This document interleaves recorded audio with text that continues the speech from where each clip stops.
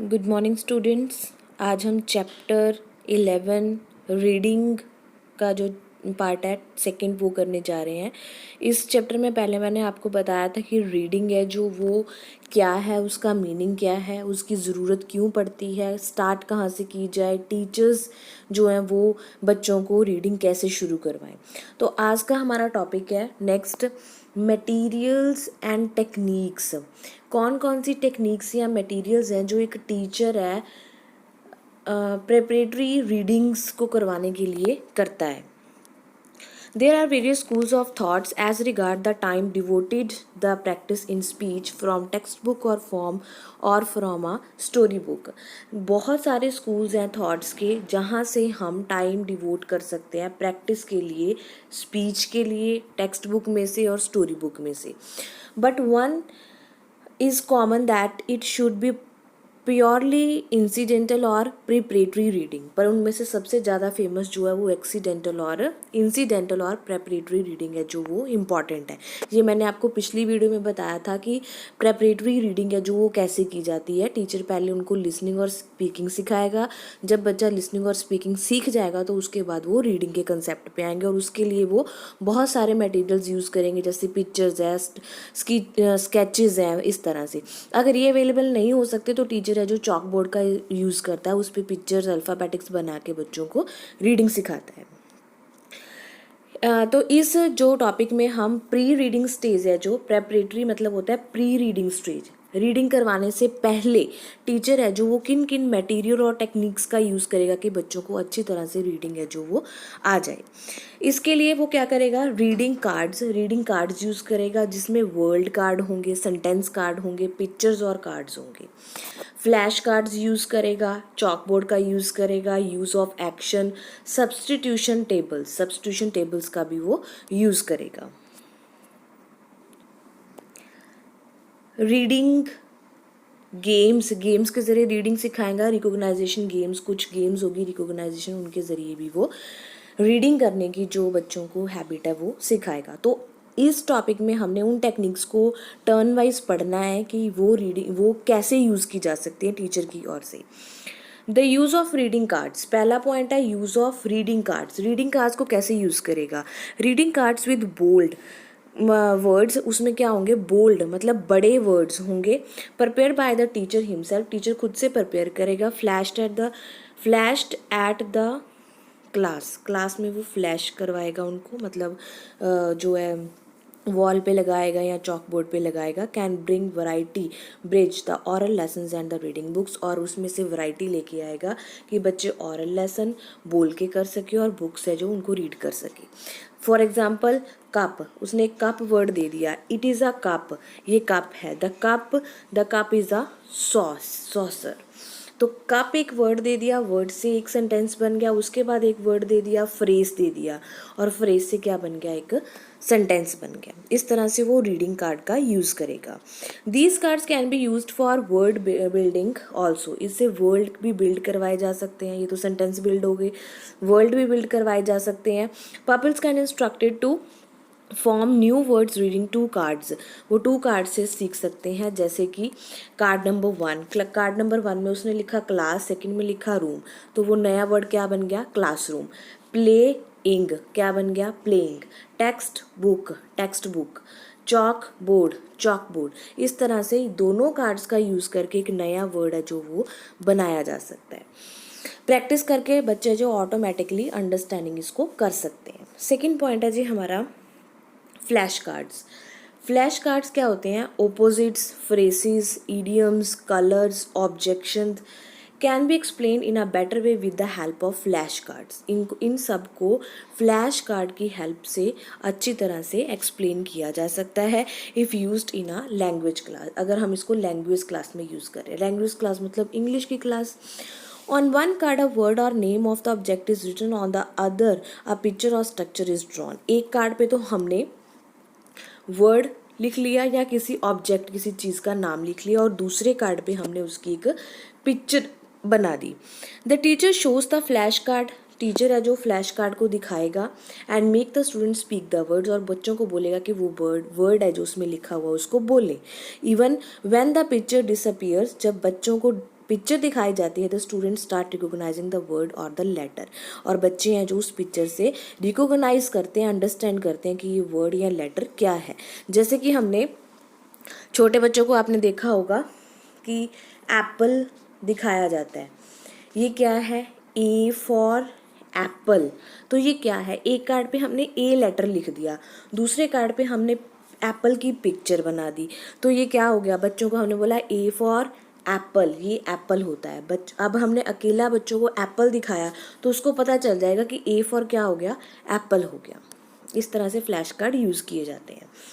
Next point है जी use of chalk board. The teacher can show the actual objects and read out their names and their name can be written on the chalk board. Teacher क्या करेगा, chalk board पे actual object है जो उसको लिखेगा, बच्चे उसका नाम रीड आउट करेंगे, उसके नाम को चॉक बोर्ड पे लिखा जाएगा। The teacher can make a sketch, वो एक स्केच भी बना सकता है और लिख भी सकता है चॉक बोर्ड पे। For example this is a fan, this is a book etcetera, और सामने वो एक पिक्चर बनाता जाएगा। Use of actions, fourth point है यूज़ ऑफ एक्शंस। एक्शंस मतलब वर्ब। अब उसने वर्ब सिखानी है, वर्ब वो कैसे सिखाएगा, एक्शन के ज़रिए। The teacher can perform action and with speak a sentence like I am clapping, I am clapping. अब वो क्लैपिंग करके भी बताएगा कि मैं क्लैपिंग कैसे कर रहा हूँ। बच्चों को तो नहीं पता क्लैपिंग क्या होती है, वो जब एक्शन करके बताएगा कि क्लैपिंग ये होती है तो वो समझेंगे हाँ, ये क्लैपिंग है। आई एम जंपिंग, फिर वो जंपिंग करके बताएगा, एक्शन है ये। आई एम स्पीकिंग, बोल के बताएगा कि मैं बोल रही हूँ, जो वो क्या है, स्पीकिंग है। The sentence spoken can be written, जो सेंटेंस बोले जाते हैं उनको लिखा जा सकता है चॉक बोर्ड पे, रिपीट किया जाता है जिससे उनकी रीडिंग और स्पीकिंग है वो दोनों ट्रेंड होंगे। हाँ जी, नेक्स्ट फिफ्थ पॉइंट है जी सब्सटीट्यूशन टेबल। सब्सटीट्यूशन जो वर्ड है उसका मतलब होता है रीप्लेस करना, रीप्लेस करना, किसी चीज़ को रीप्लेस करना, किसी चीज़ का नाम उसकी जगह पे लाना, रीप्लेस करना सब्सटीट्यूशन का मतलब होता है। हमने एक टेबल बनाया, उस टेबल में हमने अलग अलग जो वर्ब्स डाल दी, तो वो क्या बन गया, सब्सटीट्यूशन टेबल बन गया। मतलब एक नाम के आगे हमने अलग अलग लिख दिया, जैसे I am jumping, I am eating, I am laughing. तो आई एम तो वही रहा ना, सब्जेक्ट और हेल्पिंग वर्ब वही रही, पर हम क्या चेंज कर रहे हैं, पीछे वर्ब चेंज कर रहे हैं। I am jumping, I am laughing, I am sleeping, I am clapping. तो स्लीपिंग, क्लैपिंग, लाफिंग ये सब क्या हो गए, सब्स्टिट्यूशन टेबल हो गए, जिससे हम वर्ड्स को रीप्लेस करते जा रहे हैं। Substitution table is a technique used to practice reading of a different type of linguistic items. Different type of linguistic items को पढ़ाने के लिए, प्रैक्टिस करने के लिए यूज़ की जाती है। इन सच अ टेबल, इस टेबल में क्या होता है, बहुत सारे कॉलम्स बनाए जाते हैं। कंटेंट वर्ड्स कौन से थे, वर्ब, और फंक्शनल वर्ड्स, फंक्शनल मतलब helping verbs. Options are given for almost all the words expect the word item. Options दी जाती थी सब वर्ड्स के आइटम्स के साथ, to be learn and practice, ताकि उनको लर्न और प्रैक्टिस किया जा सके। The item to be taught is kept constant. Item जो है उसको अच्छे से पढ़ाया जाता था। द सब्स्टिट्यूशन आइटम में बी वन और more than one. Substitution item है जो वो एक या एक से ज़्यादा भी हो सकती है, जैसे कि we wish to teach for example है the use of pronoun she with has, और यहाँ पे हम शी के साथ हैज़ यूज़ कर सकते हैं। Then these are kept constant whereas the following words जो verb होती हैं are given substitution verb में दी जाती हैं as example। इसमें एक example दी हुई है, जैसे she has, she क्या है, subject, has क्या है, helping verb। अब ये क्या है, सारी verb। अब देखो she has come, she has done, she has made, she has left, practiced, finished, decided। अब ये क्या हो गए, सब substitutional टेबल्स हो गई। मतलब हम क्या कर रहे हैं, इन दोनों को तो सेम रख रहे हैं, पर पीछे जो वर्ब है उनको हम चेंज कर रहे हैं। नेक्स्ट पॉइंट है जी यूज़ ऑफ गेम, गेम्स का कैसे यूज़ करेंगे। The more resourceful the teacher is the more variety and educative his teaching can be. Teacher के पास बहुत रिसोर्सेज होते हैं जिनके ज़रिए वो बहुत सारी वैराइटीज़ और एजुकेटिव टेक्निक्स है जो ला सकते हैं। Using game is again a very good idea to teach reading. Read को टीचिंग करने के लिए गेम्स है जो वो बहुत एक अच्छा आइडिया है। ये दो तरह की होती है, एक रिकॉग्नाइजेशन गेम, दूसरी कंप्रीहेंशन गेम। कंप्रीहेंशन मतलब समझना, रिकॉग्नाइजेशन से समझना। रिकॉग्नाइजेशन गेम में क्या होता है, पहले हम देखेंगे रिकॉग्नाइजेशन गेम क्या होती है।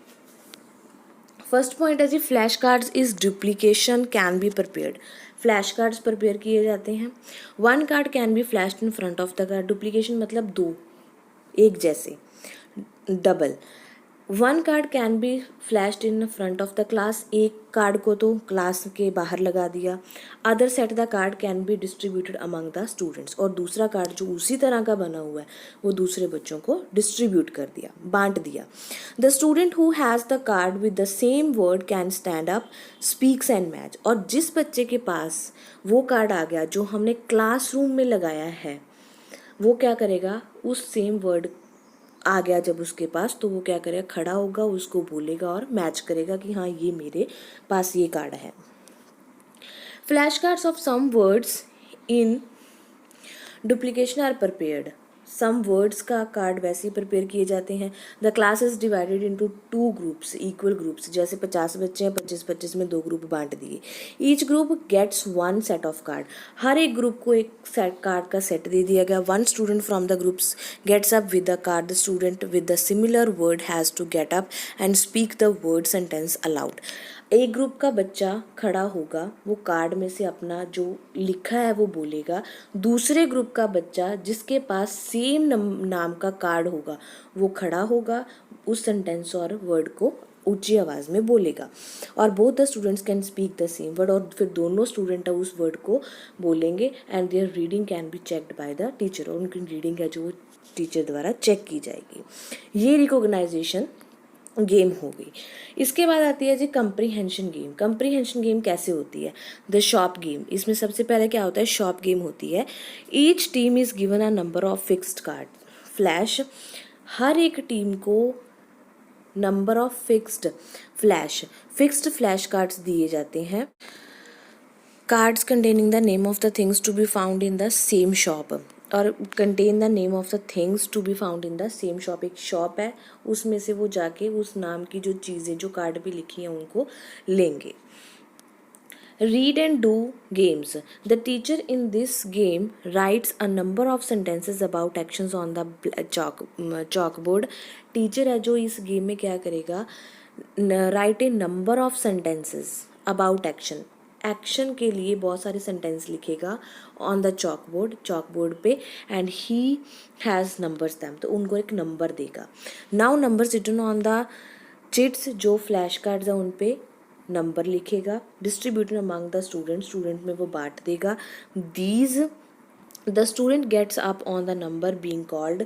जब उनको बोला जाएगा कि जैसे ये 1 से 10 नंबर के कार्ड बना लिए, अगर किसी बच्चे टीचर ने बोला कि 5 नंबर, तो वो जिसके पास 5 नंबर का कार्ड होगा वो खड़ा होगा, रीड द सेंटेंस को साइलेंटली पढ़ेगा एंड डज द एक्शन, और वो एक्शन करके उसको बताएगा। तो ये हमारे जो थे टेक्निक्स और मटेरियल्स थे रीडिंग को टीच करने के। बहुत इंपॉर्टेंट क्वेश्चन है ये, और आप इसको ध्यान से कर लिया। अगर कुछ नहीं समझ में आया तो आप मेरे से कमेंट बॉक्स में कभी भी कमेंट करके पूछ सकते हैं। इसके साथ ही हमारा जो चैप्टर है वो ये रीडिंग वाला वो ख़त्म होता है। इसमें इंपॉर्टेंट क्वेश्चन है मीन्स ऑफ रीडिंग का क्या मतलब है, रीडिंग बिगनर को कैसे स्टार्ट करवाई जा सकती है, प्रेपरेटरी रीडिंग जो है टर्म, ये बहुत ही ज़्यादा इम्पॉर्टेंट है, वेरी इम्पॉर्टेंट। ये आपको शॉर्ट क्वेश्चन में भी आ सकती है। आज की जो हमारी वीडियो थी उसमें मटेरियल्स और टेक्निक्स थी जो इंट्रोड्यूस करवाने थे, वो भी टीचर कौन कौन सी मटेरियल और टेक्निक्स यूज़ करेगा वो आपको मैंने आज करवा दी।